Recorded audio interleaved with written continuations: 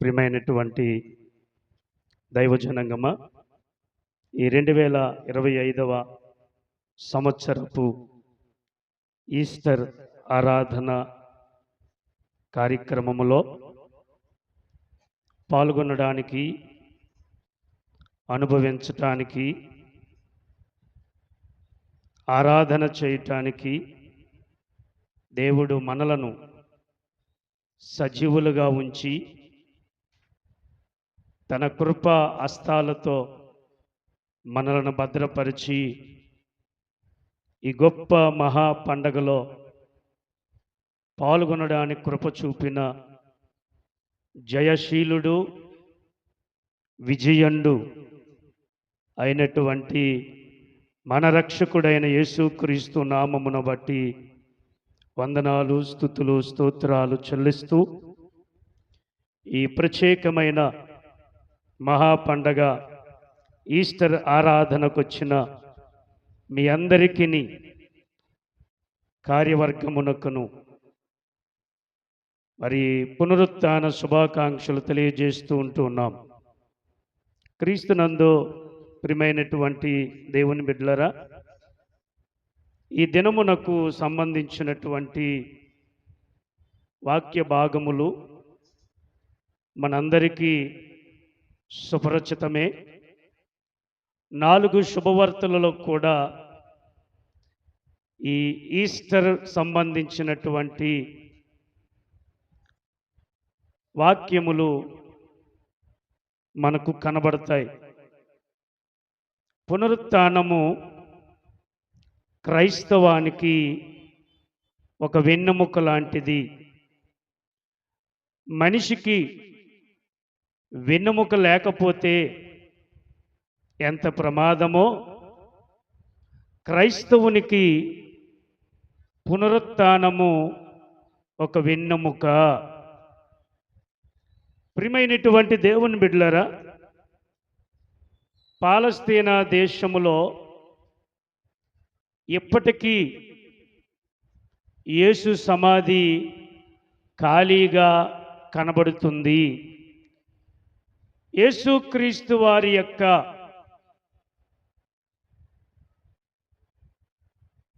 మరణము గెలిచినది historical resurrection, చారిత్రకమైనటువంటి పునరుత్థానము. ప్రియులారా, పునరుత్థానానికి నిదర్శనం ఈ ఖాళీ సమాధిలో ప్రభువారు మరణాన్ని బంధించి ఆయన బయటకు వచ్చాడు. ప్రియమైనటువంటి దేవుని బిడ్డలారా, రక్షకుడైన యేసుక్రీస్తు ప్రభువు మరణముని యొక్క కోరలు విరచి సర్వమానవాళికి, క్రైస్తవ లోకానికి పునరుత్థానము ఒక పర్వదినమునుగా అనుభవించటానికి కృప చూపాడు. కాబట్టి మృత్యువును జయించి తిరిగి లేచిన యేసయ్య మరువులేని దినము ఈస్టర్. ప్రియమైనటువంటి దేవుని బిడ్డలారా, ఈ ఈస్టర్ అనే పదము జర్మనీ భాషలో నుండి అనువాదమయ్యింది.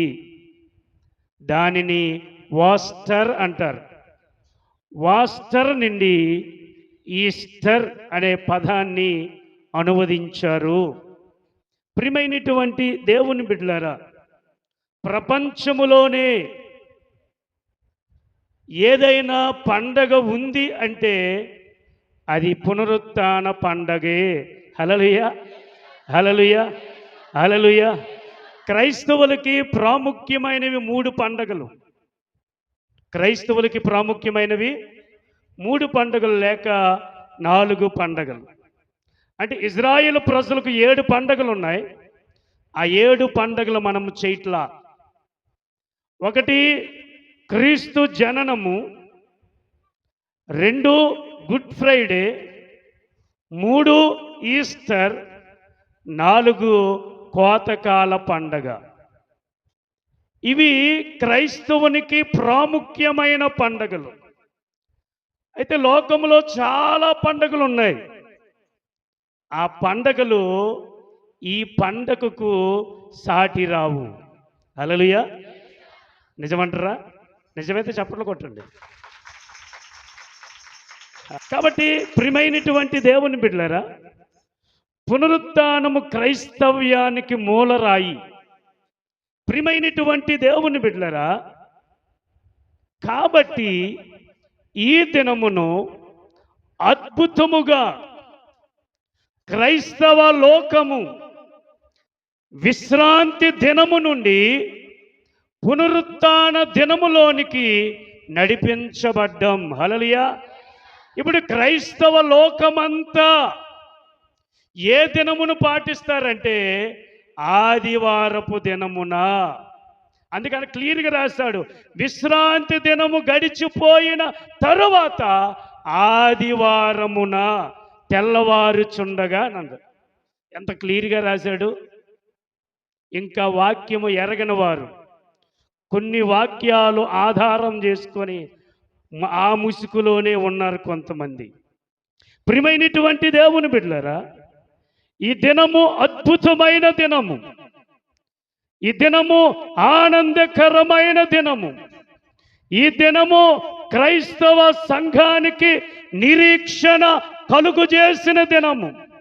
ఈ దినము క్రైస్తవ సంఘము పండుకుని పోతూ, నిద్రపోతూ, బాధతో, దిక్కుతోచక స్థితిలో ఉన్నటువంటి క్రైస్తవానికి విశ్వాసమును రేకెత్తించినటువంటి దినము పునరుత్థాన దినము.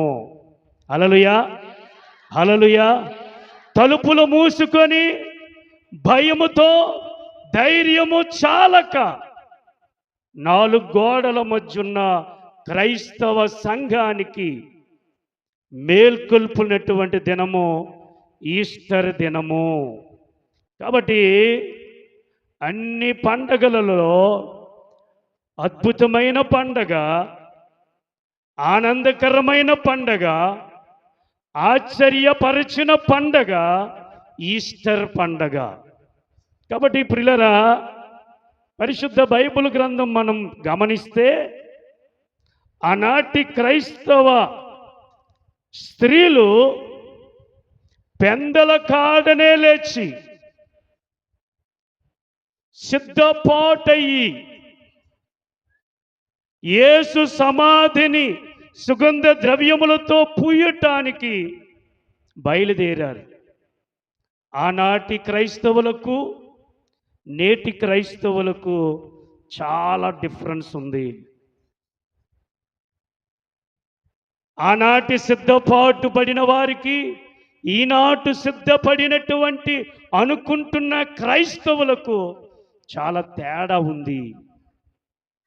ప్రియమైన దేవుని బిడ్డలారా, ఈ జీవవాక్కులు క్రైస్తవ సంఘానికి పురుకొల్పుతూ ఉన్నటువంటి వాక్యాలు.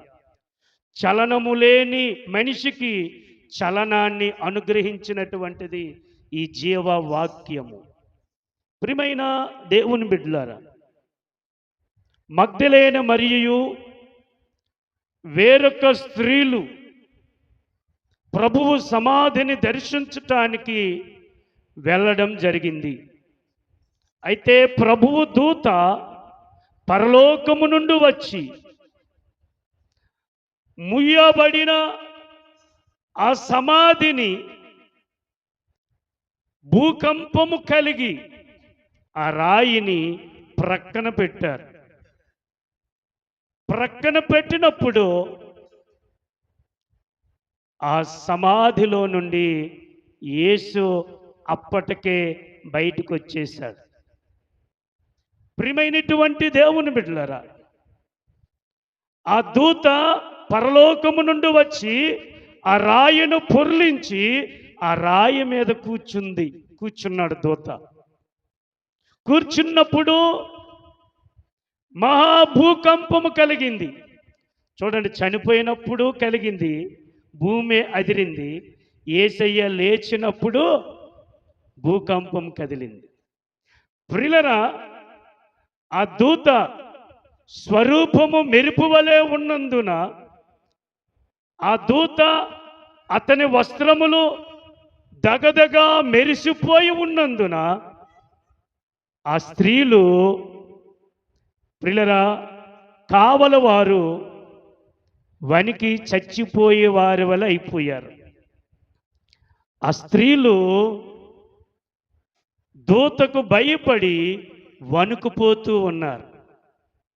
వణుకుపోతూ ఉంటుండగా ఆ దూత ఆ వచ్చిన స్త్రీలతో మాట్లాడుతున్నాడు. ఏమని మాట్లాడుతున్నాడంటే, మీరు భయపడకుడి, సిలువ వేయబడిన యేసును మీరెందుకు వెతుకుచున్నారని నాకు తెలియను.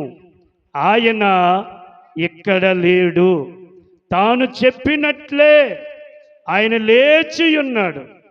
రండి, ప్రభువు పండుకొనిన స్థలమును చూడండి అని దూత ఆ స్త్రీ తల్లులకు చెప్పారు.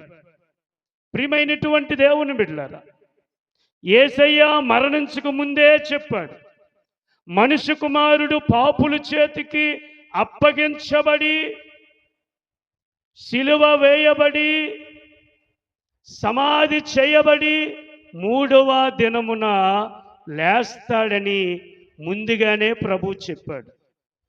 ప్రియమైనటువంటి దేవుని బిడ్డలారా, ప్రియమైనటువంటి సంగమ, ఆ మాట మరిచిపోయిన వీరు దూత జ్ఞాపకం చేస్తుంది.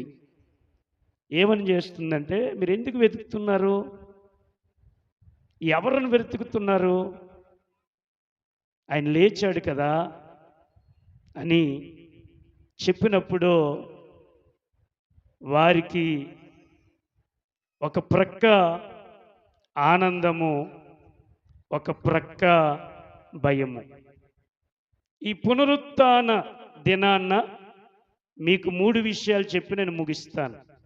ఈ పునరుత్థాన ఆశీర్వాదాలు మొట్టమొదట మీరు గమనిస్తే, ప్రియమైనటువంటి దేవుని బిడ్డలారా, మొట్టమొదట మీరు గమనిస్తే పునరుత్థాన ఆశీర్వాదం ఏంటో మీరు గమనించండి. 28వ అధ్యాయం మత్తయి శుభవార్త వచనం 9 చదవండి. యేసు వారిని ఎదుర్కొని మీకు శుభమని చెప్పిన. ప్రియులారా, దూత చెప్పిన మాటలను బట్టి ఆ స్త్రీలు భయముతోనూ ఆనందముతోనూ సమాధి దగ్గరికి వెళ్ళి చూచి శిష్యులకు చెప్పమని తెలిపినప్పుడు, వీరు సమాధిని చూచి ఇంటికి రావాలని వెనుకకు వచ్చినప్పుడు ప్రభువారు వారిని ఎదుర్కొన్నారు. ప్రభువారు ఎదుర్కొని ఏమంటున్నారు తెలుసా? మీకు శుభము. ఏండి, చనిపోయిన వ్యక్తి, సమాధిలో పెట్టిన వ్యక్తి, భయపడి బాధపడి వేదన చెందిన భక్తులను దేవుడు ఎదుర్కొని వాళ్ళకి ఏం చెప్తున్నాడంటే, మీకు శుభము అని చెప్పాడు. ప్రియులారా, దేవుని బిడ్డలారా, ప్రియమైనటువంటి సంఘమ, వారి హృదయములో దుఃఖముతో నిండిన బ్రతుకులు ఏ విధంగా ఆలోచిస్తున్నారంటే, వారు నిజమా కాదా అనే ఆలోచనలు వారు పడిపోయారు. పడిపోయినప్పుడు దేవుడు వారిని ఎదుర్కొన్నాడు. ఎదుర్కొని మీకు శుభము. ప్రియులారా, ఈస్టర్ పునరుత్థాన దినాన్న క్రైస్తవ సంఘానికి, సకల రాజ్యములకు, సకల ప్రజలకు ఏమి కలిగిందంటే శుభము కలిగింది. శుభమునకు పర్యాయ పదం ఏంటి? మంచి. శుభమంటే మంచి. మంచి ఏంటి? మంచి ఏంటి? శుభము అంటే మరణమును జయించి లేచినాడు కాబట్టి సంఘానికి మంచి జరిగింది, శుభము జరిగింది. ప్రియమైనటువంటి దేవుని బిడ్డలారా, ఆయన మరణపు ముళ్ళును విరిచాడు. కాబట్టి మానవుల మీద ఏలుబడి చేసిన మరణం రెండవ మరణం. ఆ రెండవ మరణానికి మానవులు బందీలైపోయారు. రెండవ మరణానికి మానవులు దానితో సంబంధం పెట్టుకున్నారు. దాని నుండి మనుషులు బయటికి రాలేని పరిస్థితి. కాబట్టి బందీలుగా మానవులను బంధించినటువంటి రెండవ మరణము లేకుండా ఉండాలంటే యేసుక్రీస్తు మరణమును జయించాలి. కాబట్టి అది శుభము. కాబట్టి ప్రియమైనటువంటి దేవుని బిడ్డలారా, ప్రియమైనటువంటి సంఘమా, మరణపు ముళ్ళు విరవడమే శుభము. కాబట్టి హోషేయ గ్రంథం 13వ అధ్యాయం 14వ వచనములో, ఓ మరణమా నీ ముల్లెక్కడ, ఓ మరణమా, మరణం అనుకుంది.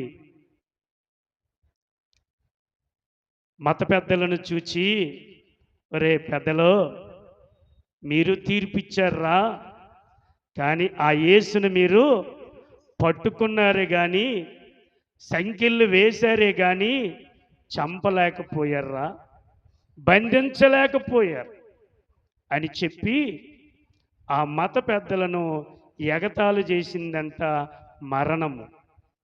అంత మాత్రమే కాదు, ఆకాశము భూమి వైపు చూసిందంట. ఇదిగో ఏ సృష్టికర్తనైతే మీరు ఆరాధన చేస్తున్నారో, ఓ ప్రకృతి, ఆ సృష్టికర్తను నేను బంధించానని చంకలు గుద్దుకుంటుందంట మరణము. క్రైస్తవ లోకానికి చూపించింది, ఇదిగో క్రైస్తవ లోకమా, ఏ యేసునైతే దేవుడు అన్నారో, రక్షకుడు అన్నాడో, మిమ్మును రక్షించడానికి వచ్చానన్నాడో, ఆ రక్షకుడు నేనేం చేశాను తెలుసా, బంధించాను అన్నట. ఎంతకాలం దాని సరదా? కొంతకాలమే, 2 దినాలే. ఓ నా ఎంతట వీరుడు లేడు అని మరణం అనుకుందంట. అయితే రానే వచ్చింది. ప్రతిదానికి సమయము ఉంది. నవ్వడానికి సమయం ఉంది, ఏడవడానికి చావడానికి సమయం ఉంది, బ్రతకడానికి సమయం ఉంది, తినడానికి సమయం ఉంది, పండుకోవడానికి సమయం ఉంది, మాట్లాడడానికి సమయం ఉంది, మౌనముగా ఉండడానికి, సంతోషించడానికి సమయం ఉంది, దుఃఖించటానికి. ఈ మాటలు విన్న క్రైస్తవ సంఘము ఏడుస్తుంది, దుఃఖముక్కులై ఉన్నారు. సమయం వచ్చింది, పరలోకము నుండి దూత వచ్చాడు, భూకంపము కలిగింది, ముయ్యబడిన రాయి దొర్లింపబడింది. ఇప్పుడు సమాధిలో ఎవరు లేరు? యేసు లేరు. అంటే యేసు ఏమయ్యాడు? మరణమును జయించాడు. అంతకన్నా శుభమేమి ఉంటుందా? అంతకన్నా మంచి ఏమైనా ఉంటుందా? అంతకన్నా ఆనందం ఇంకేమైనా ఉంటుందా? కాబట్టి ప్రియమైనటువంటి దేవుని బిడ్డలారా, ప్రియమైనటువంటి సంఘమా, శుభము ఏంటి అంటే ఆయన మరణమును జయించి తిరిగి లేవడమే క్రైస్తవ సంఘానికి శుభము. అటువంటి శుభములు కూడా మాడుచుకుని మొక్కలు ఉన్నారు ఇక్కడ. ఏమండి, అంత పండగలకు కూడా నాకెందుకు ఈ బతుకు అన్నట్లుగా ఉన్నారు. ఏందో మీకు సంతోషించాలి, గంతులు వేయాలి. ఎందుకో తెలుసా? శుభము కలిగింది మనకి. మన మీదున్న మరణము మనల్ని ఇంకా ప్రభుత్వము చేయదు. కొరింథీయులకు రాసిన మొదటి పత్రిక 15వ అధ్యాయము 20 నుంచి 25 వచనాలు చూస్తే, ప్రథమ ఫలముగా ప్రభువు లేచాడు, ఆయన బిడ్డలు వారి వారి వరుస క్రమములో లేపబడతారు. అయితే ఆయన పాదముల క్రింద శత్రువుని ఏం చేశాడు? అనగద్రొక్కాడు. ఇంకేంటండి, ఇంక అంతకన్నా సంతోషం ఏంటండి? నశింపుజేయు శత్రువు యేసు పాదముల క్రింద అనగద్రొక్కబడతా ఉన్నాడు. మీరు చదివితే చక్కటి మాట 15వ అధ్యాయం. ఎందుకనగా ఆ, అంటే మానవుని యొక్క జీవిత విధానం ఇక్కడ గమనిస్తే చూచిన ప్రజలు, విన్న ప్రజలు, శుభవార్త విన్న ప్రజలు ఏం చేస్తున్నారు? భయపడుతున్నారు. ధైర్యము చాలట్లా. ప్రియమైనటువంటి దేవుని బిడ్డలారా, ప్రియమైనటువంటి సంఘమా, మానవుని పట్టి పీడిస్తుంది ఏంటంటే భయము. యేసయ్య పుట్టినప్పుడు దూత చెప్పాడు, భయపడొద్దని చెప్పాడు. యేసయ్య లేచినప్పుడు చెప్పాడు, భయపడొద్దని చెప్తాడు. 365 రోజులు కూడా దేవుడు ఏం చెప్తున్నాడు? భయపడొద్దు అని చెప్తున్నాడు. అంటే మనిషికి దేవుడు ఎంత అభయం ఇస్తున్నాడో చూడండి. మనము దేనికో భయపడతాం, ఎవరికెవరికో భయపడతాం, కానీ దేవునికి భయపడాలంటే భయపడం. ప్రియమైనటువంటి దేవుని బిడ్డలారా, ప్రియమైనటువంటి సంఘమా, దావీదు అనుభవాన్ని చెప్తున్నాడు. 34వ సంకీర్తన 4వ చరణములో అంటాడు, నాకు కలిగిన భయములన్నిటిలో ఆయన నన్ను తప్పించాను. ప్రియులారా, మనిషికి కలిగిన భయములన్నిటిలో నుండి ఆయన తప్పించటానికి లేచాడు.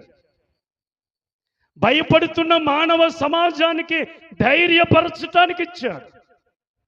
మీరు భయపడకండి, నేను లేచానని నా సహోదరులకు చెప్పండి.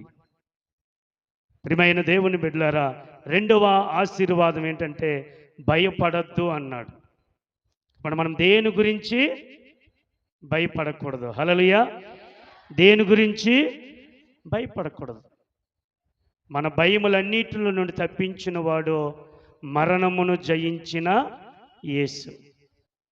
భయం అనేది ప్రతి మనిషికి ఉంటుంది. అయితే మనుషుడు ఏం చేస్తాడంటే భయపడకూడదానికి భయపడతాడో, భయపడవలసిన వ్యక్తికి అదే మానవుడు చేస్తున్న అవివేకపు పని.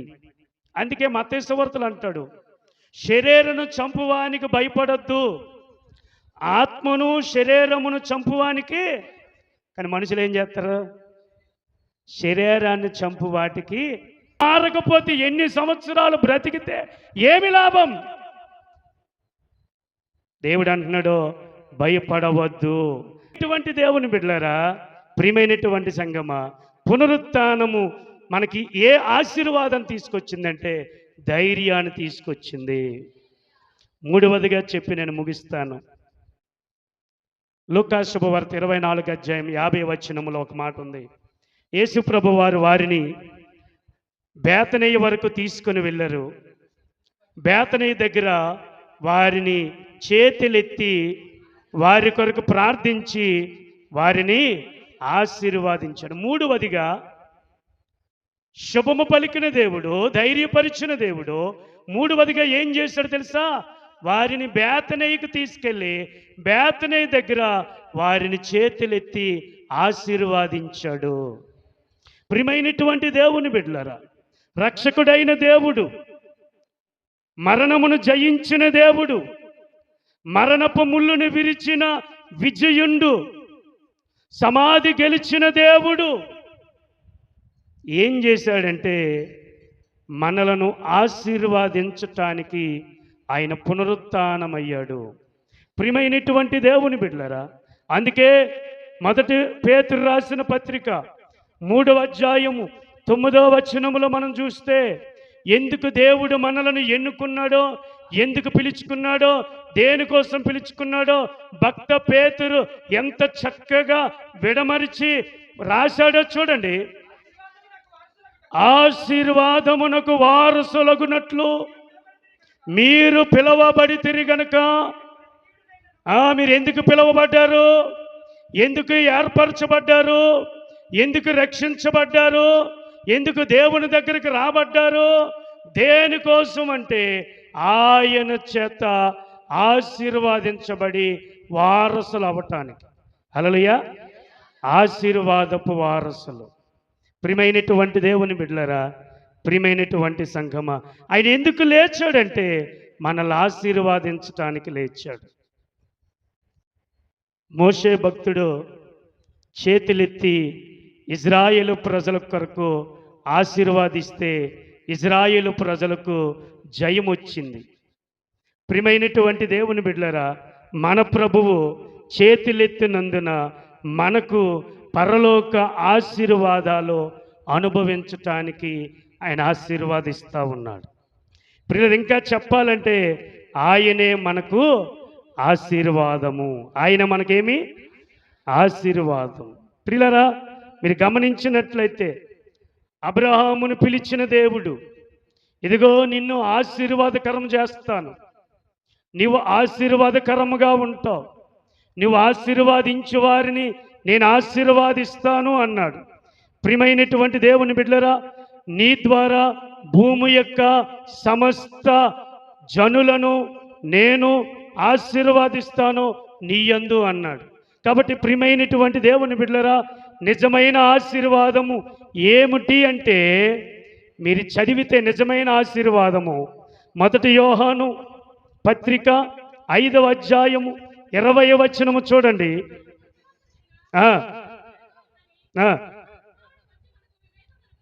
దేవుని కుమారుడు వచ్చి మనకు వివేకమును అనుగ్రహించి ఎరుగుదము,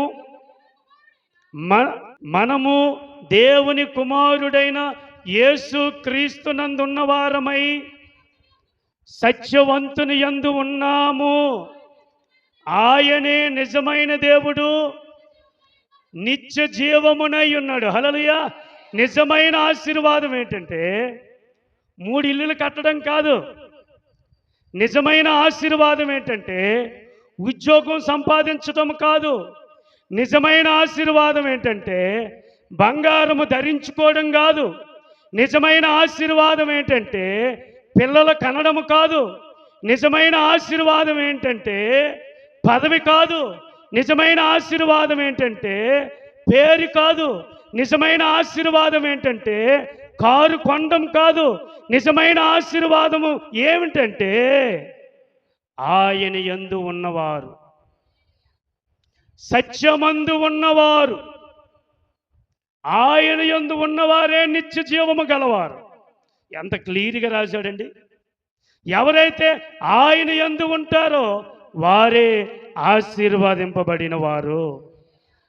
ఈ లోకములో నువ్వు గొప్పోడువు, నువ్వు కొద్దోడువు, నువ్వు మంచోడువు, నువ్వు చెడ్డోడువు అనొచ్చుగాక, పిలొచ్చుగాక, అయితే అది ఆశీర్వాదం కాదు. ధనము హెచ్చుగా అగుట అది కీడికే తప్ప మేలుకు కాదు అన్నాడు. కాబట్టి ఇప్పుడు నిజమైన ఆశీర్వాదము యేసుక్రీస్తునందు ఉండడము, ఆయనను కలిగి జీవించటము.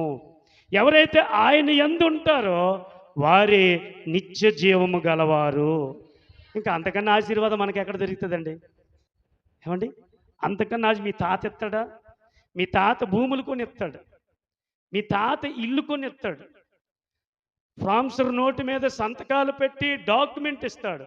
కానీ భూకంపం వస్తే ఆ ఇల్లు కూలిపోద్ది. నువ్వు సంపాదించిందల్లా బుగ్గుపాలైపోద్ది. అలాగే నేను సంపాదన వద్దన్ను. కానీ నిజమైన ఆశీర్వాదం, నిజమైనటువంటి దీవెన ఏంటంటే ఆయన యందు ఉండడమే. ఎందుకు లేచాడు అంటే ఆయన యందు మనల్ని ఉండడానికి ఆయన సమాధిని గెలిచాడు. ప్రియమైన దేవుని బిడ్డలారా, ఎప్పుడైతే వారు ఆశీర్వదించబడ్డారో, మీరు బైబిల్ పట్టణం లోకసువార్త 24 అధ్యాయం చదివితే వారు ఆశీర్వాదింపబడిన తర్వాత యెరూషలేమునకు వచ్చి, దేవాలయముకు వచ్చి వారు దేవునిని స్తోత్రములు చెల్లించారు. హల్లెలూయా. ఎక్కడికి వెళ్ళారు? దేవాలయంకి. ఎప్పుడు వెళ్ళారు? ఆశీర్వాదించబడిన తర్వాత. మనం ఎప్పుడు వచ్చాం దేవాలయానికి? మనం ఎప్పుడు వచ్చాం దేవాలయానికి? ఆరాధన ఎన్ని గంటలకు ప్రకటన చేసాం? మరి ఇప్పుడు చెప్పండి, మనం ప్రభువునందు ఉన్నామా? ప్రభువునందు ఉన్నవారమేనా మనం? ఏమండి, మీకేడు తెలుసు నా గురించి? ఇక్కడ 40 సంవత్సరాల ఇండస్ట్రీ, మీసం మెలేయడం కాదు, మీసం తెగ నరికెత్తడు. నువ్వు ఎవరి యందు ఉన్నావు? ఎవరితో ఉన్నావు? నీ ఆత్మీయత సహవాసం ఎవరితో చేస్తున్నావు? ఆలోచన చెయ్యి. ఏంటి ప్రభుతో ఉండడం అంటే ఇది గోలిపిక్కలాట అనుకుంటున్నావా? నచ్చడానికి రావడానికి అన్ని వంటలు చేసుకొస్తావా అక్క? అది నక్క తింటే తర్వాత అప్పుడేమవుతావు? క్రీస్తునందు ఉన్నవారం అవ్వము. వారు ఆశీర్వదించబడిన తరువాత దేవాలయమునకు వెళ్ళి స్తుతులు చెల్లించి ఆయనను మహిమపరచరి. అది దేవుడు అందుకే లేచాడు. ఈ రోజున పునరుత్థాన దినాన్న నీవు నేను అనుభవిస్తున్న మనం గ్రహించవలసింది ఇంకా మందమతులుగా ఉండడానికి వీలు లేదు. ఆయన ఎందుకు లేచాడంటే నేను మరణాన్ని జయించాను, మరణపు ముళ్ళును విరిచాను అని శుభము చెప్పాడు. భయపడుతున్న వారికి ధైర్యము చెప్పడానికి లేచాడు. మూడవదిగా ఆశీర్వాదం కోల్పోయిన వారికి ఆశీర్వాదించటానికి ఇష్టపడ్డాడు. అది ఈస్టర్లో ఉన్న పరమార్థము. ఇప్పుడు ఈ రోజున దేవుని బిడ్డలమైన మనం వాక్యాన్ని నువ్వు స్వీకరిస్తే దీవించబడతావు, ఆశీర్వాదించబడతావు. అట్టి కృప ప్రభు మనకు దయచేయునుగాక. ఆమేన్.